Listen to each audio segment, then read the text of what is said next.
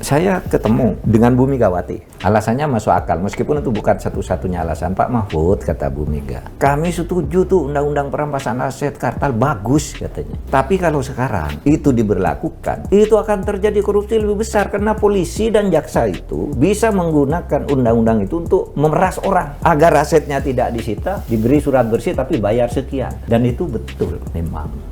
Prabowo dukung RUU perampasan aset, Megawati peringatkan potensi penyalahgunaan.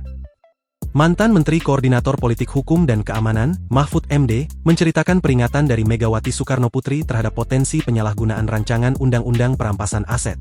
Pada suatu waktu, Mahfud menceritakan pertemuannya dengan Ketua Umum Partai Demokrasi Indonesia Perjuangan itu. Dalam pertemuan itu, Megawati menyampaikan kekhawatirannya terhadap RUU perampasan aset yang dapat disalahgunakan oleh aparat penegak hukum. Terus saya ketemu dengan Bu Megawati, bicara saya, alasannya masuk akal meskipun itu bukan satu-satunya alasan. Pak Mahfud, kata Bu Mega, kami setuju tuh undang-undang perampasan aset. Bagus, kata Mahfud dalam program gaspolkompas.com. Tapi kalau sekarang diberlakukan, akan terjadi korupsi lebih besar karena polisi dan jaksa bisa menggunakan undang-undang itu untuk memeras orang agar asetnya tidak disita, diberi surat bersih tapi bayar sekian, dan itu betul, bisa terjadi, ungkap Mahfud menirukan pernyataan Megawati. Mahfud mengisyaratkan bahwa penolakan terhadap RUU perampasan aset kemungkinan bukan semata-mata soal administratif melainkan juga bernuansa politis. Ia bahkan menyebut pernah mendapat respon satir dari Ketua Komisi 3 DPR saat itu, Bambang Wuryanto atau Bambang Pacul, yang menyamakan DPR dengan Korea. Di sisi lain, Presiden Prabowo Subianto sendiri telah menyatakan dukungannya terhadap RUU perampasan aset yang disampaikannya dalam peringatan Hari Buruh Internasional atau May Day di lapangan Monas, Jakarta, Kamis, 1 Mei 2025.